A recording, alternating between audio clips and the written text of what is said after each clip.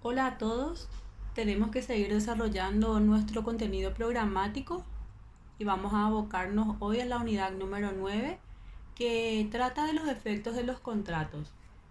¿Qué son los efectos de los contratos? Los efectos de los contratos son las consecuencias jurídicas que producen la celebración de los mismos. Los contratos tienen efectos de generar, modificar y extinguir obligaciones, como también derechos reales. Pide nuestro programa hablar del principio general de los efectos, y el mismo se encuentra estipulado en el artículo 715 de nuestro Código Civil, que dice así: las convenciones hechas en los contratos forman para las partes una regla a la cual deben someterse como a la ley misma y deben ser cumplidas de buena fe. Ellas obligan a lo que esté expresado y a todas las consecuencias virtualmente comprendidas.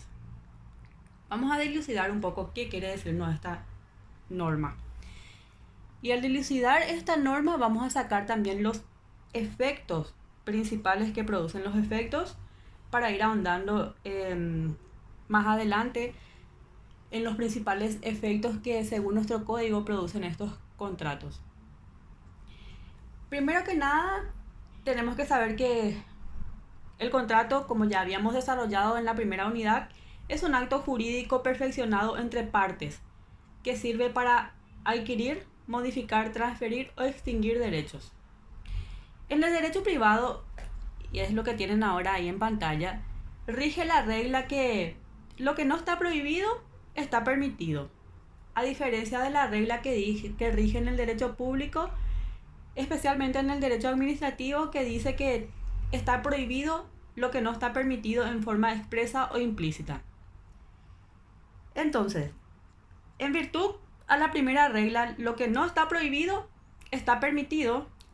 De esto se colige que las estipulaciones hechas entre las partes obligan a los contratantes como si fuesen la propia ley, siempre que no afecten el orden público y las buenas costumbres.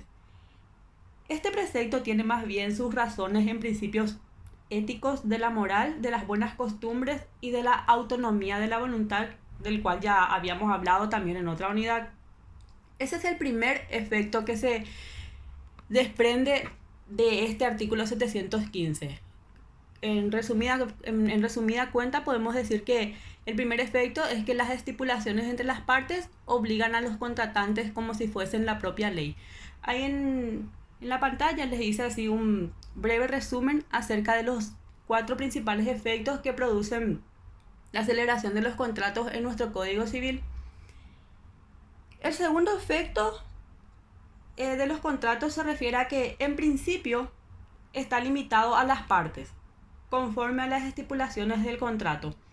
O sea, en principio solo tiene efecto entre las partes y no con relación a terceros, excepto en los casos previstos por la ley. Y cuando se habla de partes tenemos que saber que no se consideran partes únicamente a las personas entre quienes se han pactado los contratos, sino que abarca también a los herederos y a los sucesores universales.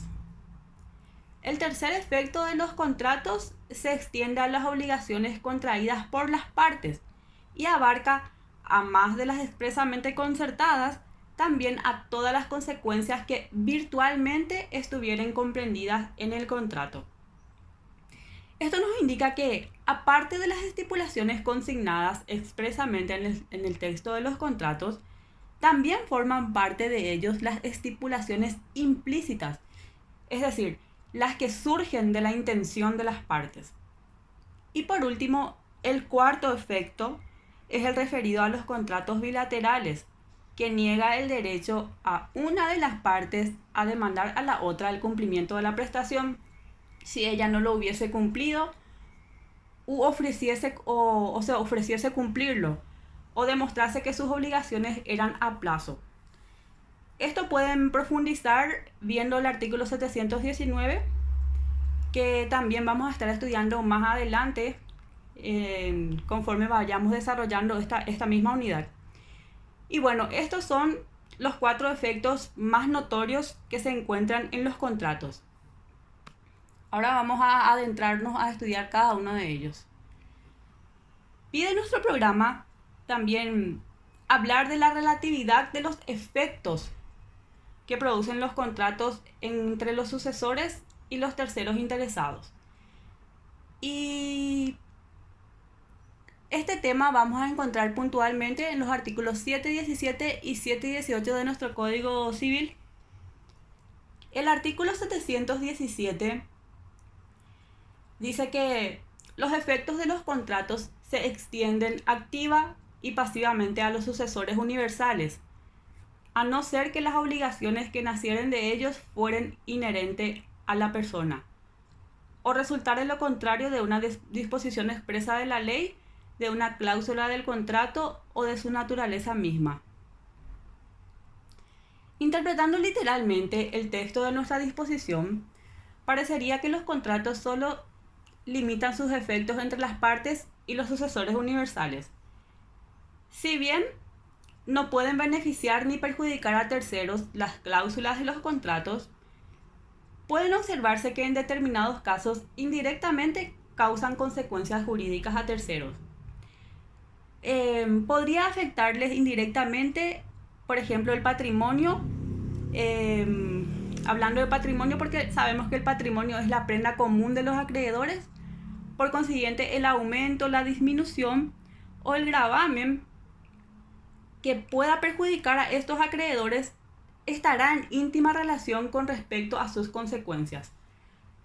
Un ejemplo de que los contratos pueden oponerse a terceros es cuando la ley expresamente lo establece.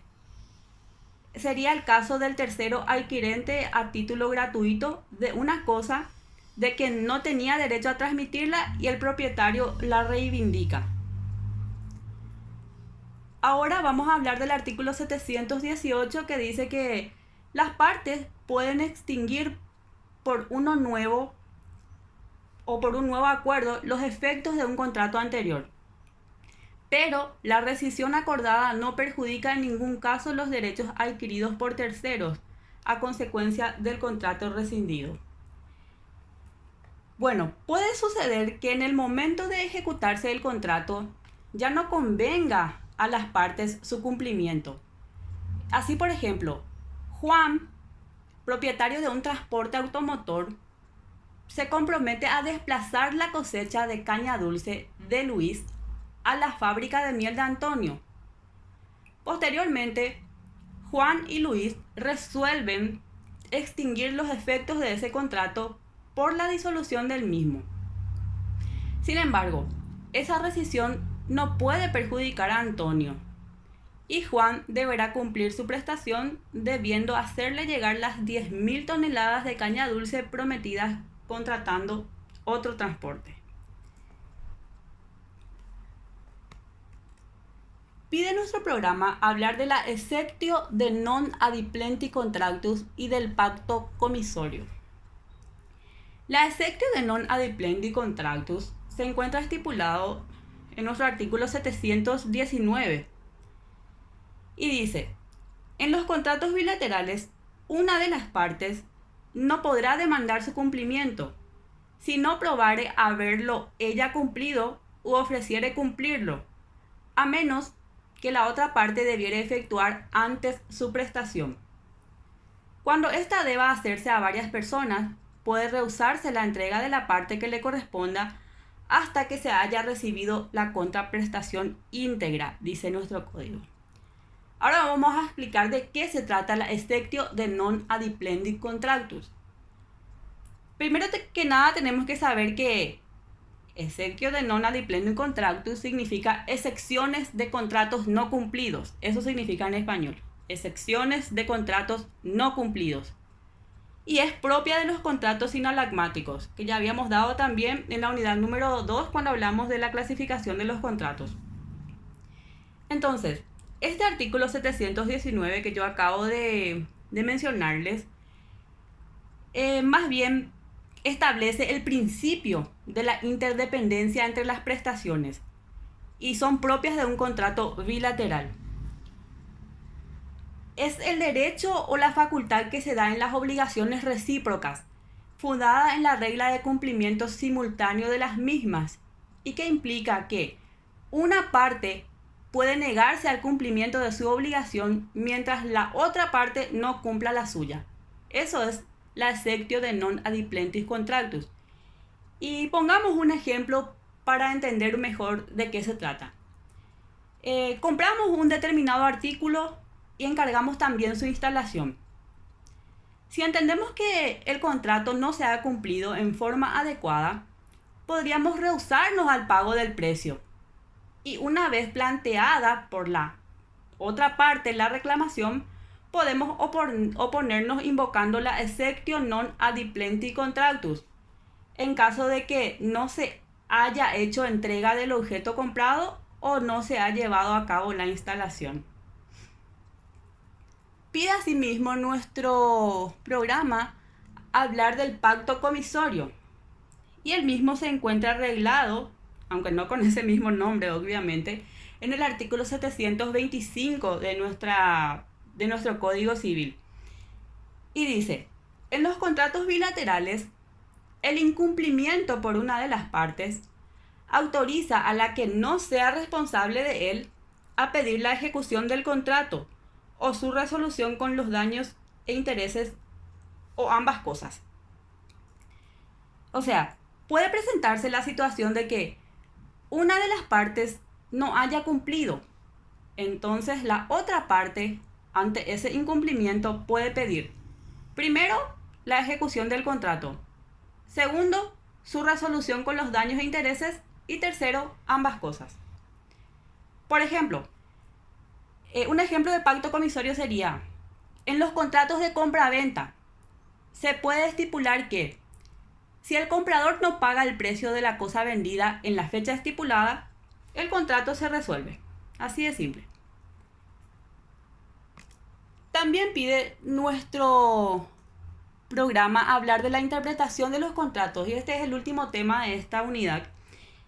Y el mismo está estipulado en el artículo 708, que dice: al interpretar el contrato se deberá indagar cuál ha sido la intención común de las partes y no limitarse al sentido literal de las palabras. Para determinar la intención común de las partes, se deberá apreciar su comportamiento total, aún posterior a la conclusión del contrato. Esta norma reproduce reglas de la hermenéutica jurídica.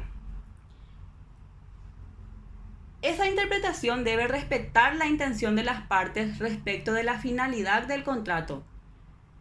En la presente norma, o sea, el artículo 708, halla su fundamento una fundamentación mediata en la regla formulada ya por Ulpiano, que dice: los actos no valen más allá de la intención de sus autores. Bueno, aquí culmina nuestra unidad número 9, esperando que hayan entendido. Si no entendieron, pueden hacer, como siempre les digo, las consultas en el grupo, o también consultar otros materiales de los cuales ustedes dispongan para explayar un poco más sus conocimientos. Buenas tardes.